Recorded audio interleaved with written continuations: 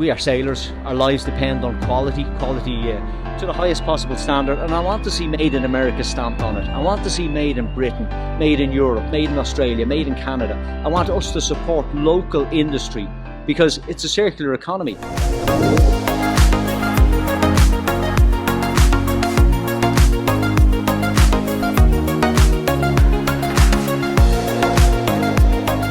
Okay sailors, something completely different for you today. Behind me is Christchurch Cathedral. That's a historic landmark here in Dublin, but we are not here to look at historic landmarks. No. We are here to do something far more important. I'm going to walk down this little street called Castle Street, and it's just across the road from Christchurch Cathedral. Now, the reason why we are walking down this street is that there's something I want to show you. At the end of the street is Dublin Castle, hence the name Castle Street, but we're not here to see Castle Street. No, we are here to look at a place that I used to work 35 years ago. I'm 52 years of age now. When I was 17, I used to work for this little small company. It's right here in the middle of Castle Street, and I'm sad to say it's been closed for all 30 years. And let's have a little look at it. It's here behind me. That's it. Can you see it? I'll step across the road to give you a better view. That's it, there behind me, a small little company. I was an apprentice tool maker. There was about 20 young women that used to work there assembling jewellery. We made gold jewellery, I made the tools for it, and in the summertime we'd all sit up on the roof and have our lunch. You can imagine how much fun it was being 17 years of age working in a factory that was full of young ladies, and we'd all go out at the weekend and have some beers and party. It was a great place to work.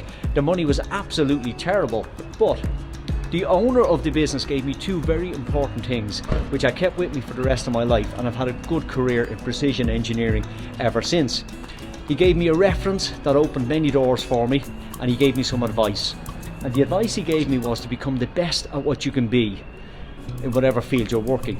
And if you can do that, you will succeed. Now, I'm not claiming that I became the best at what I do, but I certainly was up there in the top 5%, and it has opened a lot of doors for me. Many years after leaving here, I worked as a jet engine inspector for a German airline, and I once turned down a job to work on the Ariane space rocket, all because of the start that I got in a little company like this. But remember, this has been closed now for 30 years because it couldn't compete with cheap imports that were coming in. And unfortunately all the jobs were lost, and as you can see, it has never reopened. I want to use what we do in the marine industry, and we are sailors, our lives depend on quality components, quality machinery on our boats, quality life jackets, lifelines. We hold the mast up with rigging and shackles. All of this stuff has to be made to the highest possible standard, and I want to see Made in America stamped on it. I want to see Made in Britain, Made in Europe, Made in Australia, Made in Canada. I want us to support local industry because it's a circular economy, and money that's spent at home tends to flow around and come back again, and it opens up plenty of jobs for people who may not be cut out to be IT specialists or pharmaceutical engineers. You can have a very good career in precision engineering, a local company, working in your own neighbourhood, and that's what I want to support. Okay, so we're going to go back to Dusseldorf, and we're going to have a look at a guy who's making stoves in Switzerland, wood burning stoves. Now I'm only going to touch on this for a couple of seconds, and another one, a guy who's bringing in arches, cockpit arches that are made in America. Okay, I'll do full episodes on each of these guys, but for the moment we're just going to have a quick look and see what they do. Hope you enjoy it. I just have to video your wonderful little stove. I can't believe it's so small. Thank you so much. Very good. Okay, and then you have the bigger model here as well. Yeah, I build stoves in small and in smaller.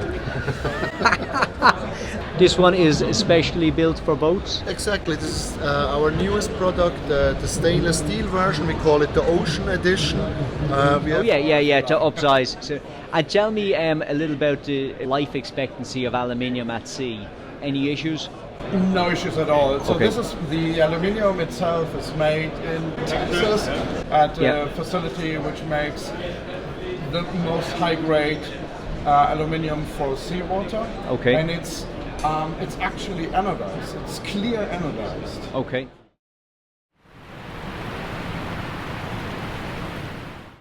Okay, sailors, if you've stuck with me this far, I'll go one little bit further down the street and show you Dublin Castle. Okay, because it is only a couple of steps down the street.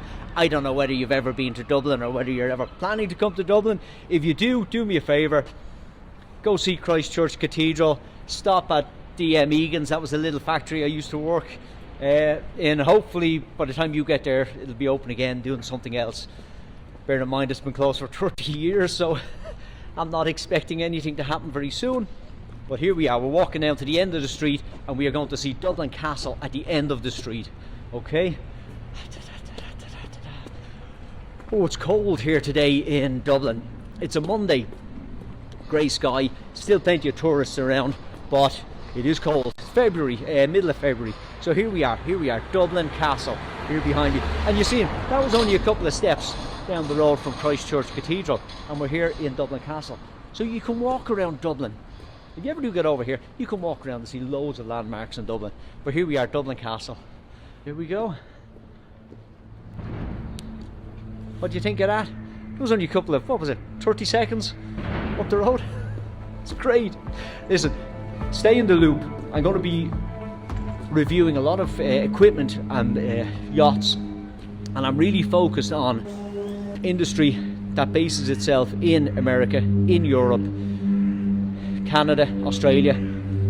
I want to see homegrown industry. I want to see manufacturers that are prepared to stand behind their products. If that interests you, give it a thumbs up and stay in the loop, hit the subscribe button, and hopefully I'll have a lot more videos for you soon. You know, when I worked here 35 years ago, we had a vacuum cleaner in here, and written on the vacuum cleaner was only for vacuuming gold, because we made gold jewellery. Never in my life have I come across a vacuum cleaner that's only purpose was to hoover up gold. Wouldn't mind emptying the bag on that cleaner, would you?